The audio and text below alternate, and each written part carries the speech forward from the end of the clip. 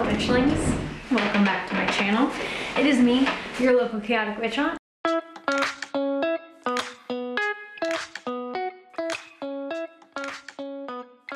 And today is a video on what I am doing for the new moon.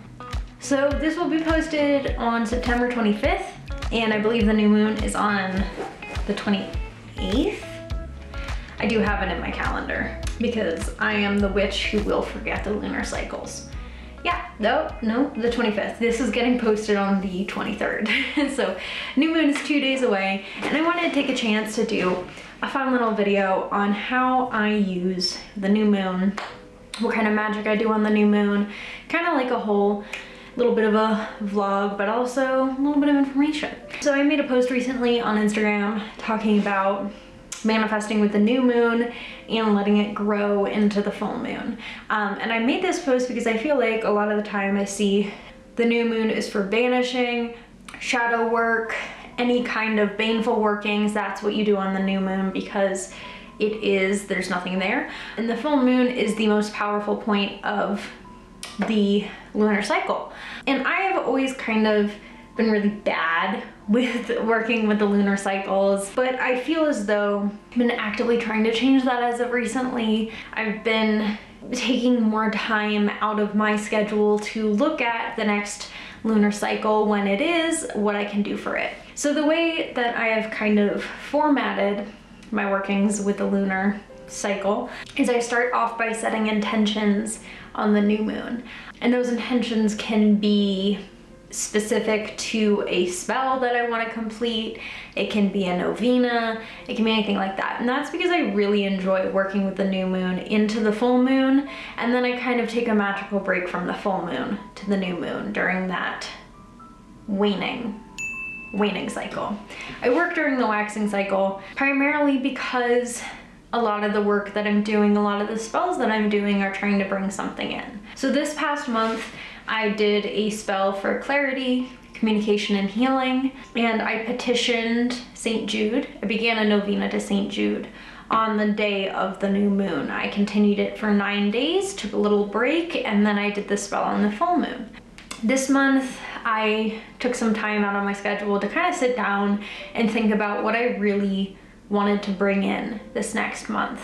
And I came to kind of two decisions, which is uncrossing, removing some obstacles in my way, or I wanted to do something along the lines of money drawing, bringing money in, especially since I have so many things going on in October, even there's so many workshops, which by the way, if you are interested in my workshops, you can pop down to my description, and there you will see my workshop with Sea Grape Apothecary on altars, ancestry, and magical relationship building, and my Spirit Work 101 workshop at Magic Under the Moon. There are more workshops coming. I do run my own workshops, and my Patreon members, Pluritus, Populinus, and Up, receive access to all of my workshops for free. So far, that is Spellcrafting 101 and Advancing Your Craft Protection. Pluritus Populinus also has a book club, and if you go one tier up, you get unfiltered book reviews from me. Another tier up and you get a 15-minute tarot card reading a month with me, a video session or an audio call, and a spell every single month, which is kind of like turned into little mini lessons, little mini witchcraft lessons that are written out. And apart from that, we have my mentorship tier, which still has a few slots open. It is the most expensive tier, but you get 2 meetings with me a month to talk through your path, etc. Apart from that, those are my upcoming workshops. I'm very excited, and I think that money drawing is a perfect way to kind of move into a season like winter or focus for the month. I know that September was the harvest moon, so I technically should have done something in terms of harvesting, but I usually forget which moon is which. And October is one of my favorite seasons. We are moving into spooky season. Samhain or All Hallows Eve is right around the corner. It's when I start hardcore going for my ancestor work. I pull away from my land veneration a little bit because it's more difficult when it's winter, and I tend to be very focused on the internal, very focused on my goals, what I want to come about in spring into summer.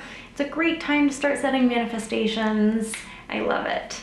That's like a bigger scale than just the new moon, but I have been using the new moon to start a prayer and then kind of building that prayer, building that petition up to the full moon, working it throughout the waxing cycle. I don't even know which one's which. And that's primarily what I've been doing. I've been having a good time.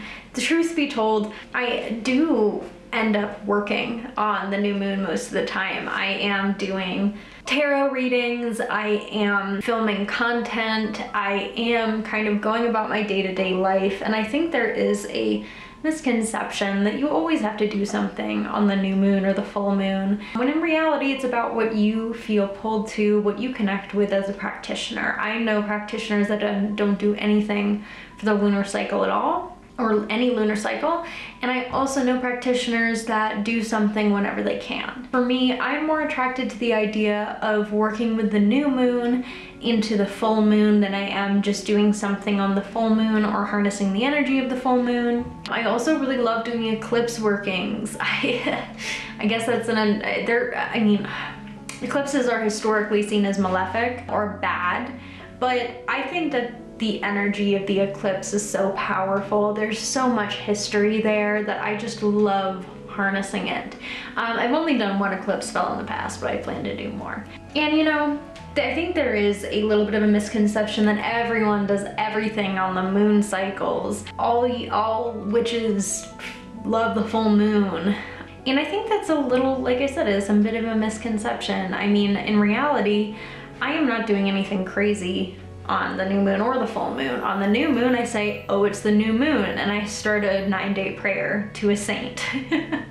On the full moon, I may culminate that prayer into a spell, or I may decide that the novena is enough and just kind of send my intentions out with a final prayer on the full moon. I also think that charging things from the new moon to the full moon as the moon grows, or on the full moon, is great. I used to make moon water all the time. I also had access to like a roof there, and I wasn't in Colorado. In Colorado, if you don't get up early enough to get your moon water, it evaporates within like minutes. Not minutes, but it really just kind of goes away very quickly. I found that out when I made St. John's water, l'acqua di San Giovanni, and I put some water and an alcohol base into my St. John's water, and I woke up and it was like 11 and I went out and it was like gone, and I'm like, oh no, I got a lot less St. John's water than I expected, but it was okay. I think overall, a lot of witches I know are very busy. We are all busy. We all are having our own lives. And this pressure to do a very fantastic spell on the full moon, to always do something on the new moon or the full moon, I don't think it's necessary. I think that you can do whatever you want, whatever you're comfortable with. Sometimes all I do is I work with the Ancestral Grimoire, and that's what I started for this new moon. Create your personal book of shadows, connect with the wisdom of the ancestors through tarot, oracles, and magic. I am just starting it, so I cannot give a full review yet, but it looks like it's very hands-on. It's very much looking at you and your relationship with your ancestors. So I started it off. We have a before we begin page, and I'm so far very much liking it. It's in different parts. It's getting started. They also break it down into, I mean, the author is fantastic. She takes things like the tarot and breaks it down into upright and reversed meanings, makes you have notes on it, and what kind of ancestors that represents. It is very accessible. It is very lovely so far, so I would recommend trying it out, seeing if you vibe with it. For right now, I do be liking it. Talked about the tools, January, then it starts January, March, it goes through every month. I'm gonna be working on this for a full year. And I kind of like that. I like slowing down and working on something like a grimoire that is already semi-structured. Apart from that, as always, I will be spending the new moon enchanting my tea. and wearing some oils and maybe doing a little bit of cleanup. I always find that the new moon or the full moon, depending on when my energy spikes, is when I kind of reset.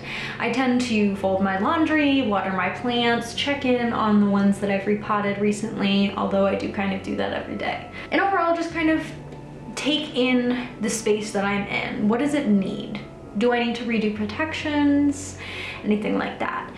Sometimes I won't even do that on the new moon or the full moon. I will just do it in the waning cycle. To me, waning is always very self-reflective. It's always about internally reassessing where you are. It's about maybe shadow work, maybe self-care, maybe some therapy, depending on who you are.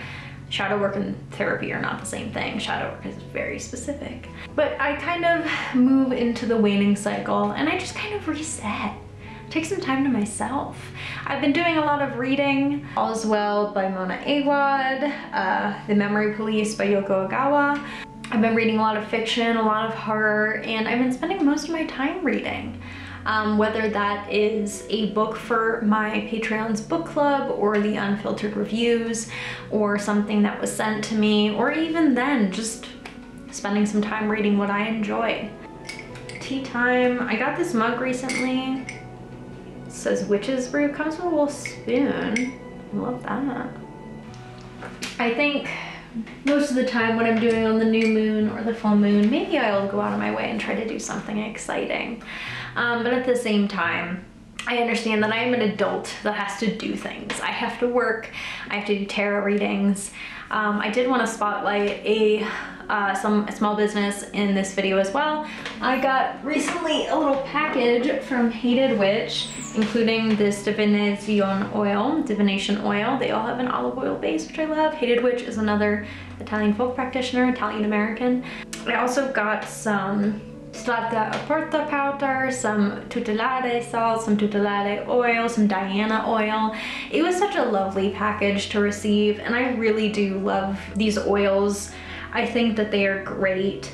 I love how they smell, I love how they feel, and so far this divination oil, I'm so sorry. This divination oil is doing amazing things for me. It's helping me in my tarot readings. It's just like, it's great. I love it. I think that it's a great way to do some low spoon, low energy witchcraft. Just add an oil, put an oil on, have a good day. But overall, I just wanted to make a video and share some of my new moon routine with you guys, how I incorporate the lunar cycles into my life. I'll probably go for a walk. I will commune with Diana, since Diana is a lunar goddess, apparently. I do enjoy communing with Diana and going out of my way to give her an offering or say hello. I can say many things about Diana. The one thing I cannot say is that she is unresponsive to my prayers, but I do have to pray. If I just say, hey, help me with this, no response, nothing. In all reality, what I do on the new moon for each month into the full moon, or whether I do a spell on the full moon and intention setting on the new moon, is really dependent on what kind of thing I'm either trying to bring in or get rid of that month. For example, I love to use the waning cycle to reflect, to banish, to clear energy. Whereas the waxing cycle may be something that I use more to bring something in, to grow a manifestation. But yeah, I am very interested to hear what you like to do on the new moon, on the full moon, how you work with the lunar cycles, if it depends on your particular intention, etc. But please let me know in the comments below. I'm very excited to hear about it. And yeah, also in my interview with Dr. Angela Buca, we found out that I have been saying my exit wrong. I've been saying Sa Benedica, which is dialect, not necessarily correct for be blessed. I always end by saying, and I say Sa Benedica, which is supposedly what you say after you give someone a compliment. It means God bless. I'm unsure. Is it Latin? No, it's supposed to be Italian. No. Oh, no. So instead, I have what I'm actually gonna start saying here, which is more accurate to Italian in the language, because we learn something new every day. Thank you so much for watching. If you want, you can like, subscribe, comment, turn the bell on, but that is completely up to you. Remember to drink water and have a good rest of your day. Siate benedetti.